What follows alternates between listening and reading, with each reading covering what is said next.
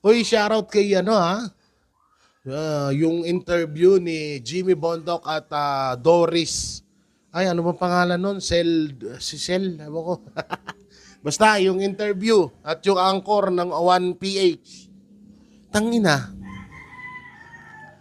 kumuha-kuha kayo ng guest. Nag-invite kayo ng guest.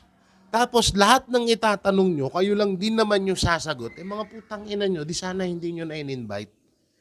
Pero ang kinaganda nga dito, baon na baon, etong anchor na to ng 1PH or ng News 5 dito kay Attorney Jimmy Bondoc. At talagang nasagot naman lahat ng katanungan ni tawag dito ng anchor or ng journalist.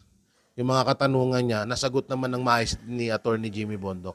Tignan nyo sa Vox Populi, sa Banateros Brothers, hindi namin binabastos yung mga guests. Mapa BBM man, nasa side ni BBM or nasa side ni Duterte. Kami nagtatanong. Tignan nyo yung etong mga bayarang mga angkor, bayarang mga media kapag magtatanong sa kanilang mga guests. Lalo't pag alam nilang maka-Duterte yung guest nila. 'Di ba? Binabastos nila, tatanungin nila tapos kapag sumagot yung guest nila, ano nila, hindi sila kumbinsa, hindi sila nasa-satisfy doon sa sa sagot ng guest nila. Eh putang ina nyo, nag-guest pa kayo, tapos yung sagot nyo, kayo din naman din yung sasagot. Eh putang ina, hindi sana kayo na lang din dyan. 'Di ba? Sana naggawa na lang kayo ng programa na tanong ko, sagot ko.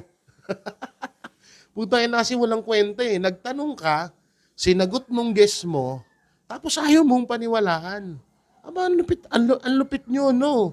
Kakaiba talaga kapag nababahagian ng mali-malitang pera eh. Iba yung iba yung tanungan eh, no?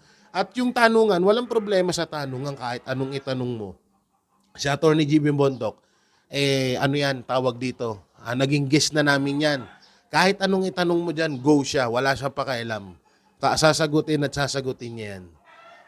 Ang masaklap dito, sumagot na yung tao doon sa katanungan, tanggapin mo yung sagot niya. Kaya nga gines niyo yan eh. Ngayon, hindi ikaw dapat ang question doon sa sagot ng guest mo, kundi yung taong bayan.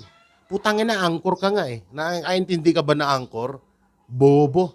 Ang bobo ng mga angkor na to. Putangin na, magtatanong kayo tapos kayo din yung sasagot. Hindi sana hindi na lang kayo